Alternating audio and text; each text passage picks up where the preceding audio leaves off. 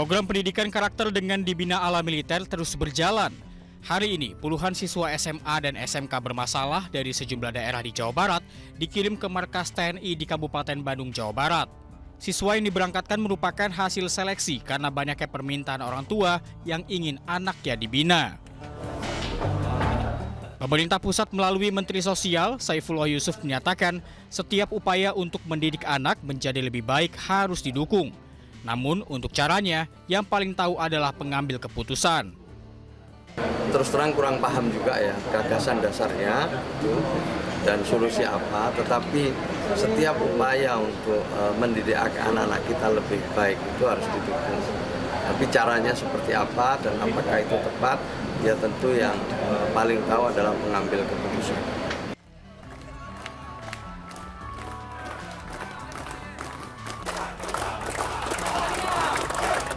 Program pembinaan anak nakal ala militer diterapkan oleh pemerintah Jawa Barat. Gubernur Jawa Barat menilai pembinaan ala militer menjadi solusi atasi kenakalan anak. Itu kan diperlukan metodologi, selain metodologi kedokteran, kemudian psikologi, kemudian sosiologi kehidupannya, termasuk juga pola pendekatan militer. Nah, kelihatannya kan Tiongkok itu saya lihat melakukan itu, sehingga anak-anaknya penuh harapan, kemudian energik, dan ini adalah masa depan. Dan kalau saya lihat, saya bicara dengan orang tua, itu tepuk tangannya kenceng banget. Artinya memang sudah menjadi keresahan. Enggak, bukan anak-anak di wajah militer, orang tua yang sudah tidak punya kesanggupan untuk mendidik anaknya, karena anaknya nakalnya luar biasa, bisa diserahin ke kita. Gitu loh. Jadi tidak ada unsur pemaksaan, kalau orang tuanya nggak boleh, kita nggak akan. Para pelajar bermasalah akan mengikuti pembinaan selama 14 hari. Sasaran utama dari program ini adalah siswa yang mengalami kesulitan saat dibina oleh sekolah atau mereka yang terlibat dalam pergaulan bebas dan tindakan kriminal. Tim Liputan, iNews melaporkan.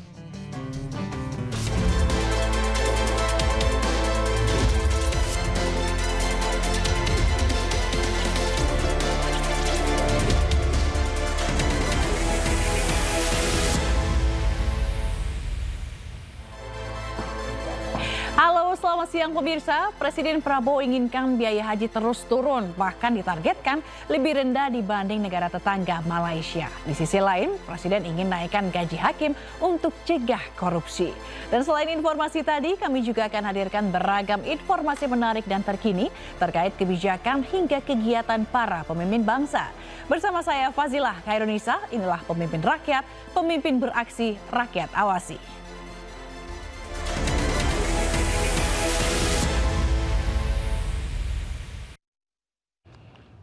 Presiden Prabowo Subianto meresmikan Terminal 2F sebagai terminal khusus haji dan umroh di Bandara Internasional Soekarno-Hatta. Nantinya Terminal 2F dapat menampung 94 juta orang per tahun.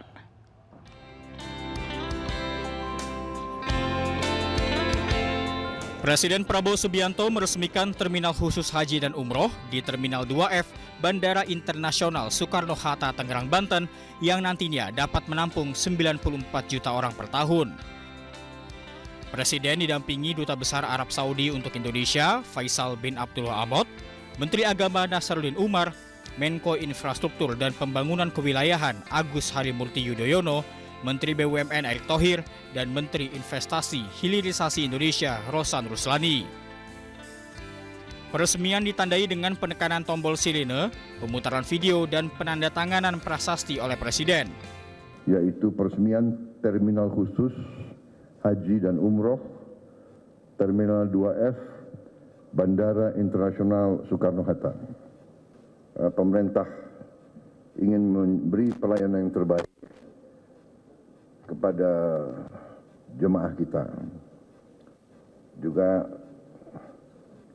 kita mengerti bahwa banyak jemaah kita juga sudah lanjut usianya, sehingga benar-benar harus diurus dengan baik. Usai acara peresmian, Presiden juga menyapa jemaah calon haji dan memastikan semua fasilitas di Terminal 2F dalam kondisi baik dan bisa memberikan pelayanan maksimal kepada jemaah calon haji yang akan berangkat ke Madinah. Tim Liputan, iNews melaporkan. Presiden Prabowo juga meminta biaya haji terus diturunkan. Bahkan Presiden meminta biaya haji Indonesia harus lebih murah dari Malaysia. Di bawah kepemimpinan saya akan berusaha sekeras tenaga untuk memberi pelayanan terbaik. Juga kita berjuang keras untuk menurunkan biaya haji semurah-murah yang kita mampu. Sementara itu pemirsa, Presiden Prabowo mengevaluasi pelaksanaan program makan bergizi gratis. Di depan petugas program makan bergizi gratis, Presiden meminta tidak boleh ada lagi keracunan makanan. Intinya 2 hari yang lalu Pak Presiden telepon terkait dengan program. Presiden Prabowo Subianto mengumpulkan ribuan petugas dapur program makan bergizi gratis. Pertemuan digelar di rumah dia di Hambalang, Jawa Barat, Sabtu 3 Mei 2025. Dalam pertemuan ini, Presiden meminta para petugas untuk bekerja lebih teliti dan cermat sehingga tak lagi ada keracunan dalam program andalan pemerintahan Prabowo. Para pejabat dan pegawai Badan Gizi semangat, tambah semangat, para SPP juga tambah semangat, tambah patriotik, sehingga kita bisa bekerja lebih semangat dan juga lebih cepat, lebih cermat, dan target kita adalah zero accident, atau tidak ada kejadian keracunan di lapangan. Kasus anak-anak diduga keracunan usai menyantap makanan bergizi gratis terjadi di sejumlah daerah di Jawa Barat. Di Bandung, ratusan siswa SMP Negeri 35 Bandung, Jawa Barat keracunan diduga usai mengkonsumsi menu makan bergizi gratis. Menu makanan yang disantap berupa makaroni dan sayuran yang dimasak pihak catering sejak pukul 1 dini hari. Mayoritas siswa mengaku mual, pusing, diare hingga muntah-muntah. Sementara di Cianjur, ratusan anak diduga keracunan usai menyantap makan bergizi gratis. Sejumlah sampel makanan langsung diamankan untuk diuji laboratorium. Rata-rata para pelajar alami keracunan menggunakan tempat makan plastik dari hasil pendistribusian perusahaan MBG di sekolah mereka. Tim Liputan, iNews melaporkan. Pemirsa, viral layanan WorldCoin dan World ID merekam retina mata warga. Kementerian Komunikasi dan Digital langsung membukukan izin operasional layanan ini.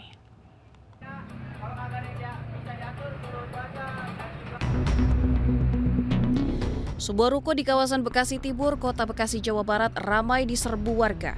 Mereka rela antri demi mendapatkan koin yang bisa ditukar dengan uang dengan nominal mencapai Rp800.000. Nantinya uang ini bisa ditarik melalui dompet digital. Namun uang didapatkan tidak cuma-cuma. Warga harus rela scan retina matanya untuk direkam melalui aplikasi. Meski warga antusias, namun mereka tidak mengetahui kemana data mereka akan digunakan. WorldCoin itu sih aplikasi pencairan uang itu. Pencairan uang. Itu caranya gimana untuk? Kita mengidentifikasi dari mata itu, dari apa namanya? Oh, dari mata lewat alat lah gitu ya. Oh, terus langsung dapat duit? Iya. Atau ada download lagi gitu-gitu? Nggak ada. Nggak ada? Tadi jelasin di dalam. Bilang katanya nggak menyangkut data pribadi. Komdigi langsung membekukan sementara layanan WorldCoin dan World ID. Komdigi pun akan memanggil PT Terang Abadi untuk diperiksa lantaran perusahaan ini belum terdaftar sebagai penyelenggara sistem elektronik. WorldCoin adalah proyek yang dibuat oleh OpenAI dan resmi diluncurkan pada 24 Juli 2023. Indonesia menjadi salah satu tujuan proyek ini. Saat ini ada 29 cabang WorldCoin di seluruh Indonesia. Data pelanggan yang terkumpul akan menghasilkan identitas digital yang terhubung dengan berbagai aplikasi. Dugaan eksploitasi data pun mencuat. Tim Liputan iNews melaporkan.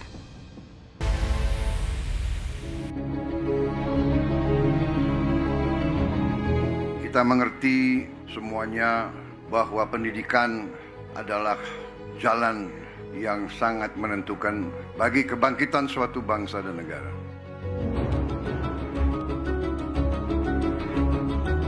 Kita akan buktikan ke dunia bahwa kita mampu melaksanakan hal-hal yang besar, hal-hal yang mendasar, hal-hal yang strategis, hal-hal yang bisa merubah nasib suatu bangsa.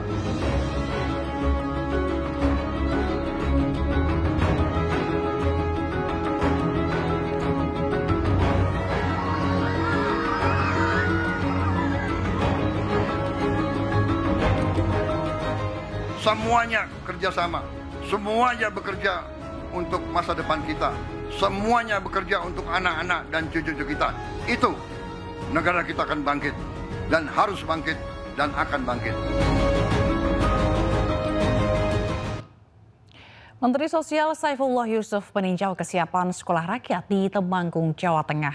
Nantinya sekolah rakyat diperuntukkan bagi keluarga kurang mampu.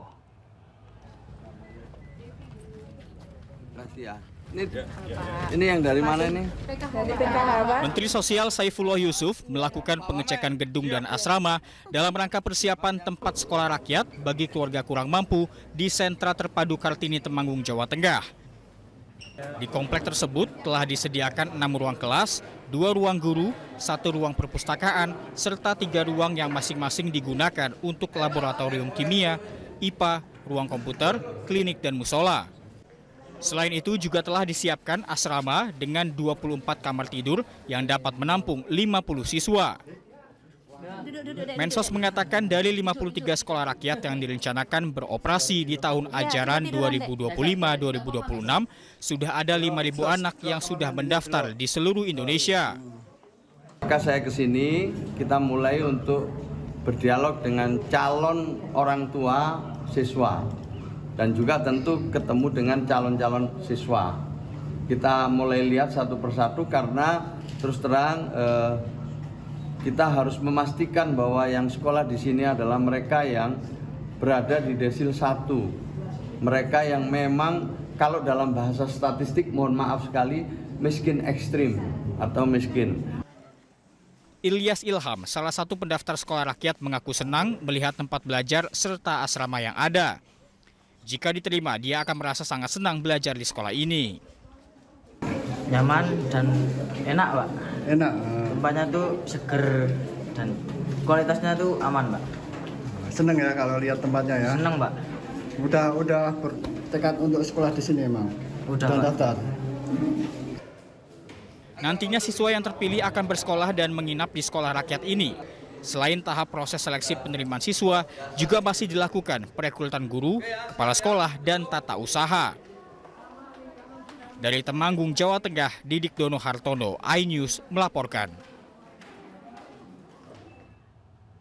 Presiden Prabowo Subianto menjanjikan seluruh sekolah di Indonesia mendapat bantuan televisi untuk percepatan digitalisasi. Ditargetkan bantuan tersebut bisa dimulai dalam 2 bulan ke depan dan rampung pada tahun 2026.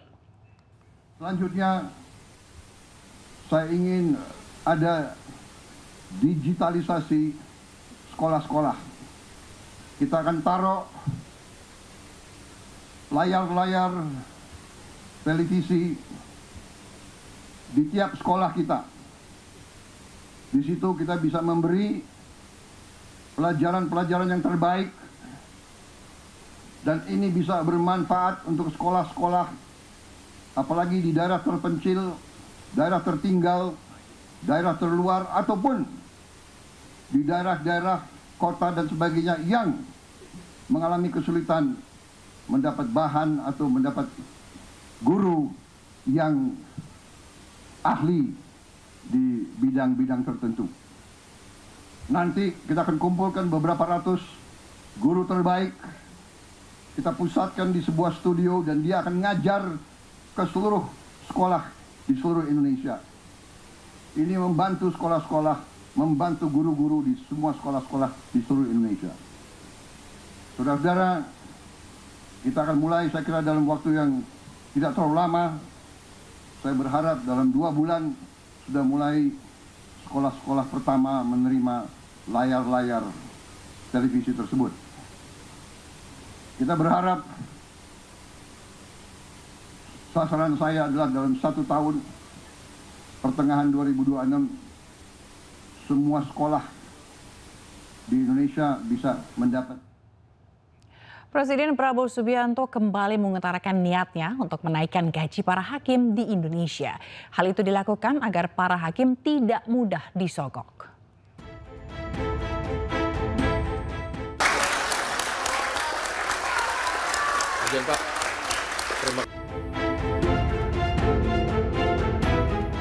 Presiden Prabowo Subianto mengutarakan kembali niatnya untuk menaikkan gaji hakim di Indonesia. Menurut Prabowo, kenaikan gaji agar para hakim tidak mudah disogok, sehingga hukum bisa lebih ditegakkan dengan baik. Begitu banyak kebijakan kita yang akan kita lakukan untuk memperbaiki keadaan kesejahteraan rakyat kita dan ASN kita dan guru-guru kita, pejabat-pejabat kita semuanya. Saya sedang merencanakan juga bagaimana menaikkan gaji para hakim kita, agar hakim kita nanti tidak bisa disogok, tidak bisa dibeli, sehingga hukum dilaksanakan dan ditegakkan dengan baik. Prabowo juga pernah menyampaikan rencana menaikkan gaji hakim pada April lalu, yakni saat ia geram menyaksikan sejumlah hakim ditangkap penyidik Kejaksaan Agung lantaran ketahuan menerima suap. Prabowo menyebut akan memerintahkan Menteri Keuangan dan Menteri Sekretaris Negara untuk mendiskusikan hal ini. Sebelumnya, beberapa hari sebelum purna tugas, Presiden ke-7 Republik Indonesia Joko Widodo telah menaikkan gaji hakim hampir 2 kali lipat pada Oktober 2024. Ya, Pak. Terima kasih, Pak. Saya lanjut mimpin, Pak. Maju.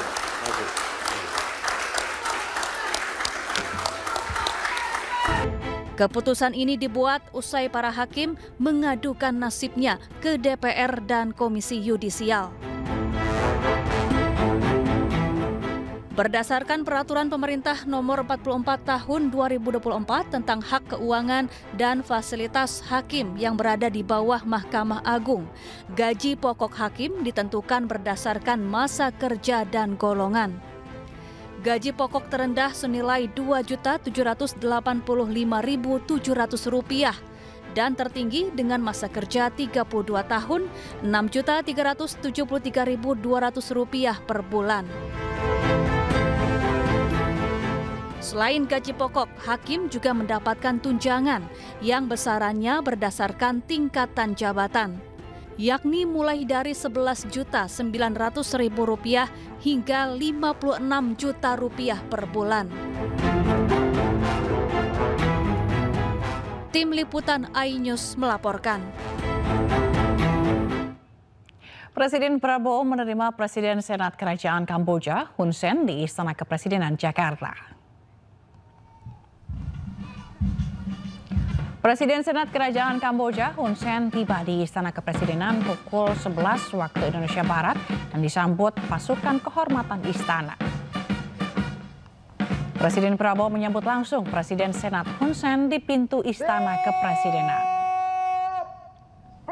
Selanjutnya, Presiden Prabowo dan Presiden Senat Hun Sen saling memperkenalkan delegasi masing-masing.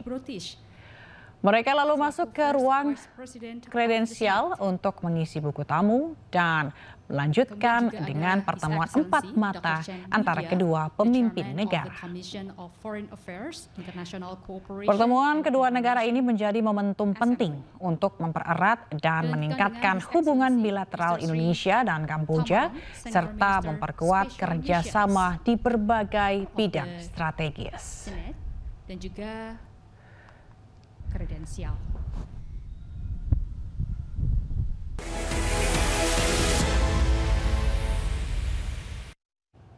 Terima kasih Anda masih bersama kami. Presiden Prabowo mengucapkan selamat kepada Perdana Menteri Australia terpilih Anthony Albanese. Berikut perbincangan hangat antara kedua pemimpin negara. I'd like to congratulate you on your great victory. I was so happy. Thank you, my friend. I was so happy. So, yeah, my friend, I have a request for you. Yes, go ahead. And I want you to say yes. Go ahead. Which is, I want Indonesia to be my first visit. Great honor. Great honor. Indonesia Yes. is an unbreakable bond. Right. So, okay, we'll fix a date with your people. As you can imagine, I haven't had any sleep for Yes. a couple of days, so And I think, we've been working so hard. and it's historical, right? It's historical. Never been seen before. Great. So, yes, we'll fix your visit here. And I look forward to seeing you in a short period of time. Great. And best regards to our friends, your deputy and all that. Thank you. Pemirsa, kucing peliharaan Presiden Prabowo Subianto jadi pusat perhatian pengunjung dalam ajang Pet Fest Indonesia di AIS BSD City, Kabupaten Tangerang, Banten. Dan informasi ini sekaligus menutup Pemimpin Rakyat hari ini. Temukan informasi-informasi terbaru lainnya di www.inews.id. Saya Fazilah Karisa dan kerabat kerja yang bertugas pamit undur diri. Pemimpin Rakyat, pemimpin beraksi, rakyat awasi. Terima kasih dan sampai jumpa.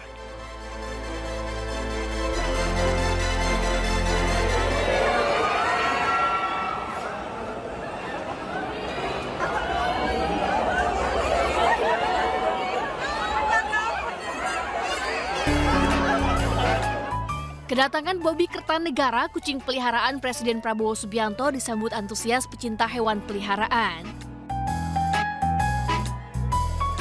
Bobby datang ke lokasi Pet Fest 2025 dengan pengamanan ketat. Bahkan sejumlah pengunjung menyebut pengawal Bobby sebagai pas pamcing, plesetan dari pas pampres karena ketatnya penjagaan terhadap si kucing. Menariknya, Bobby, kucing domestik ini mengenakan pakaian bercorak batik dan duduk tenang di dalam stroller khusus miliknya.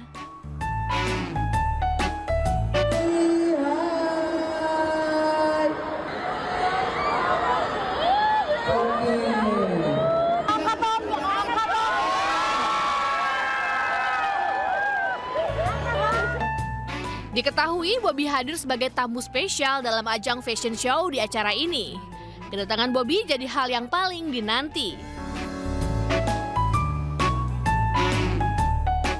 Selain bertemu penggemar, Bobby juga berkontribusi dengan melelang 2 busana ikoniknya dalam aksi sosial.